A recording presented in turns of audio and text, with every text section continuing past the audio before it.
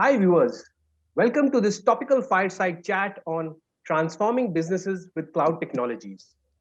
As cloud computing grows from being a small part of an organization's computing environment to becoming the dominant computing paradigm, its impact on the entire firm increases.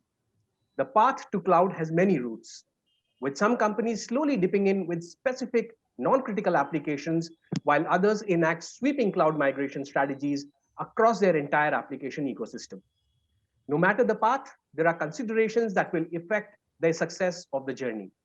To address questions that will ultimately maximize the success of migration efforts to the cloud, we have with us today two very senior enterprise technology leaders. Please join me in welcoming Mr. Sunil Soni, Chief General Manager, Information Technology, Punjab National Bank, and Mr. Christopher Richard, MD and founder, G7CR. Welcome, gentlemen. Thank you so much for this invite and thank you so much for having me here, sir. Great. Thank Let me set the ball rolling with Mr. Soni.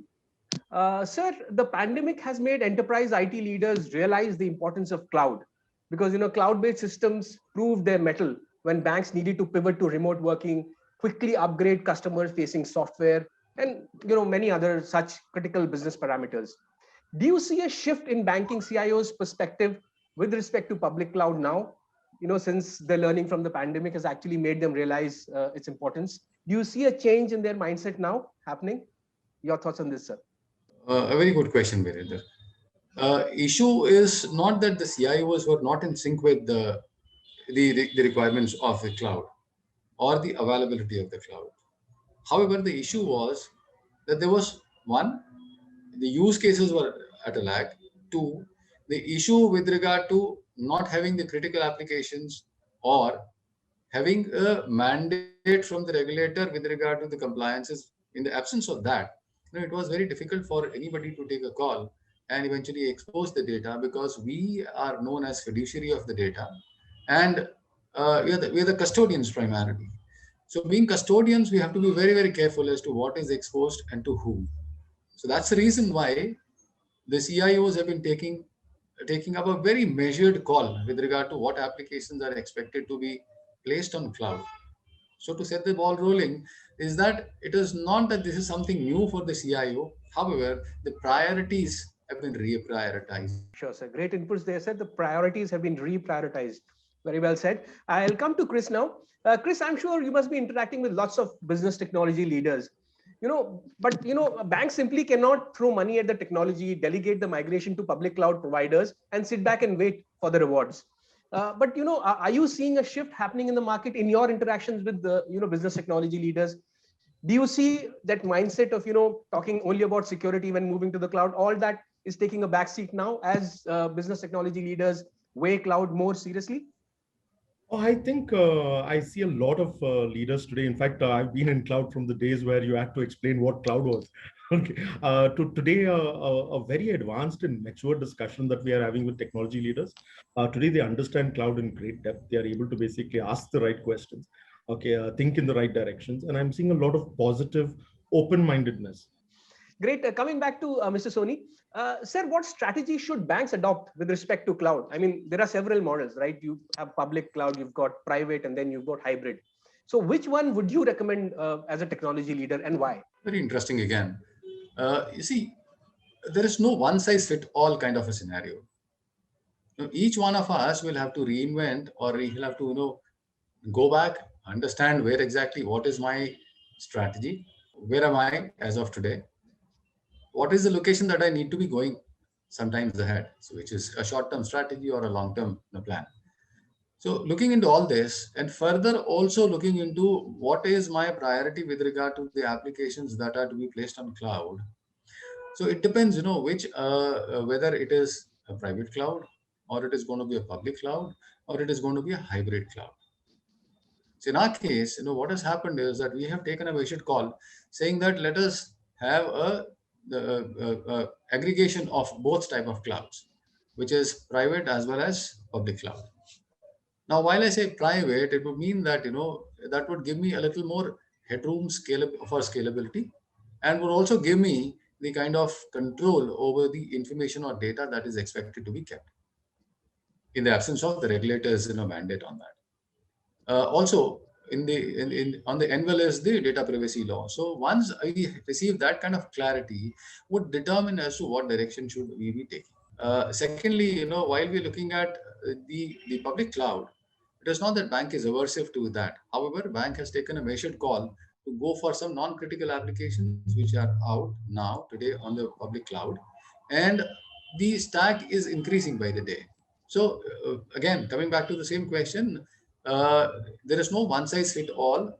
Banks will have to take a measured call as to what is the reuse which is possible today by creating a stack within house, which is the private cloud, and also what are the applications which can actually go onto the public cloud. So there is not going to be a one size fit all. Maybe each one of us will have to reinvent ourselves to see what can be done on that. So one size doesn't fit every bank or every CIO. Sunil sir, let's talk a bit about the advantages that cloud delivers to businesses. There are several benefits that we know of that cloud is supposed to deliver. It lends agility, scalability, lowers costs. But how do all these translate into actual business benefits for a business? What kind of business and technology benefits have you realized after leveraging the power of cloud for your bank? You see, the priorities of the customers or their needs are today changing. That's the moving goalpost that we as bankers, will have to actually fend for. It is not something that I create and I offer to the customer. It is what my customer wants. Is whether I am able to come up to that expectation or those expectations as of now. So essentially, what happens is that it is one has to see what is the current dynamics of the situation, because unless we are in business, until then no strategies would work. So essentially, we'll have to see that our requirements or the customer's requirements are met, and the solutions that we normally provide are relevant and in sync with times. So to say, and I'll just tell you something. Say, for example, you have to do a research on a customer. Right? Now, there are two ways that I need to go and look into this. One is to go for any CICs and identify what the customer is, and also alternatively, those where they don't have any credit history. What to do about that? So today I have a sample where I have the credit history, where I have the details. However, if I have to only sustain here, I am losing on a chunk which is yet not been roped into the financial systems.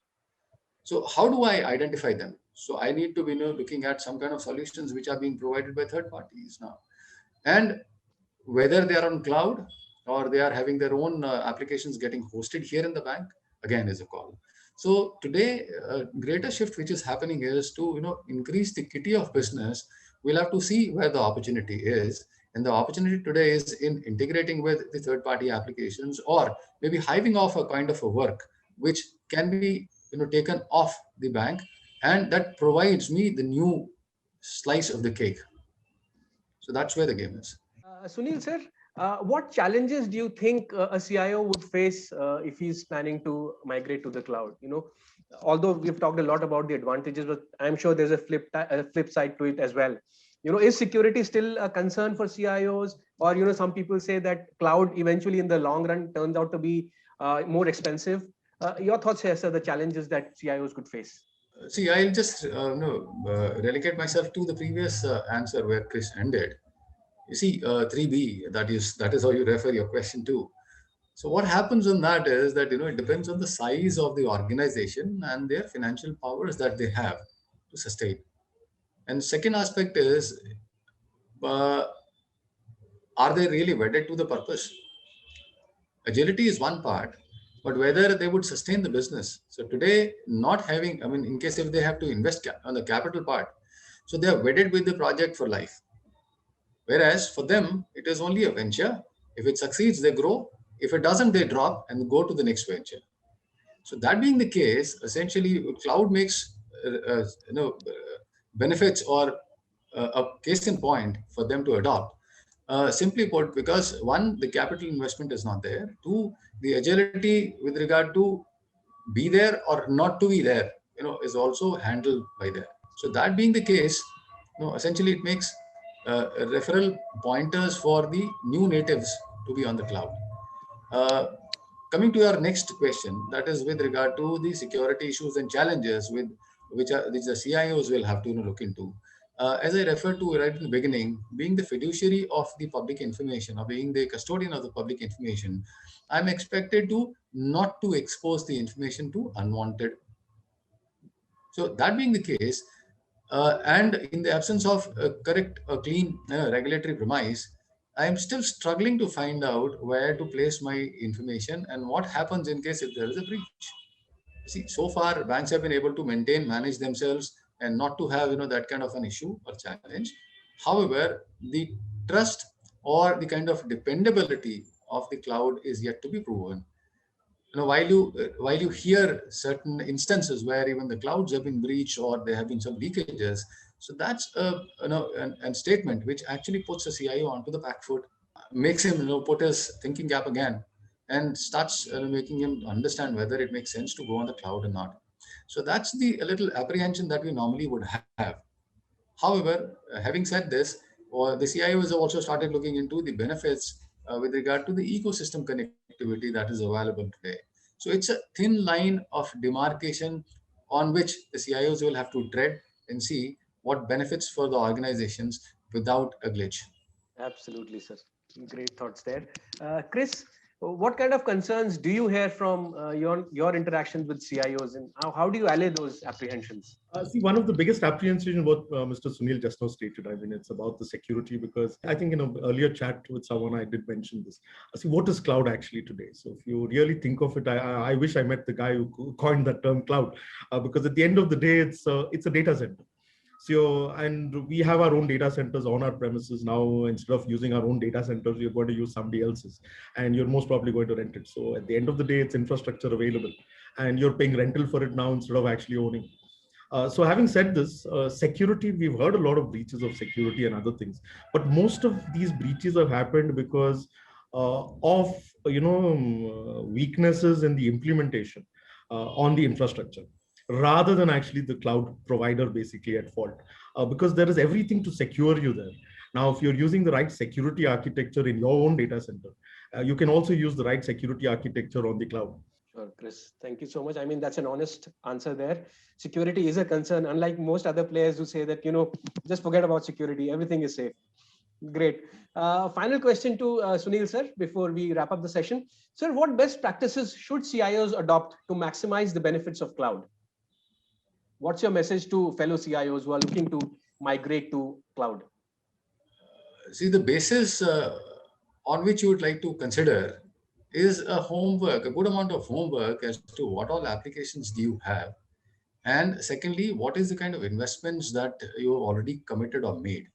Because in case if I have already made a commitment for say about 7 years hence, and today if I'm looking at cloud as an option with an overhead again, so it results into again the ROI as an issue. Because a benchmark for any CIO is the ROI besides the efficiency. So looking at the efficiency is one part, and second, as the requirement for the fellow CIOs should be to know as to what exactly would be your trigger point where you would like to converge and essentially move on to cloud, whether it is the hybrid or whether it is a pure cloud model. That is what one has to understand with reference to, again, the already made investments, the the kind of compliances that are required with regard to the data, with regard to the applications, the policies of the organization, and then eventually look at where the benefit is with regard to the ROI and the efficiency part. Thanks a lot, gentlemen, for that amazing discussion. Like we just discussed, the adoption curve of public cloud was already on an upward trajectory at the start of 2020. But there is no denying that this trend got accelerated by the pandemic. To survive and thrive in the new normal, enterprises will have to leverage the power of disruptive technologies such as cloud. The key to maximizing the value from cloud, however, lies in aligning with the right partner. With this, we would like to bring the session to a close. I would once again like to thank both our speakers, Mr. Richard and Mr. Soni, for their wonderful insights. Thank you for this opportunity, and I thanks ETCIO for allowing this opportunity to be here with you.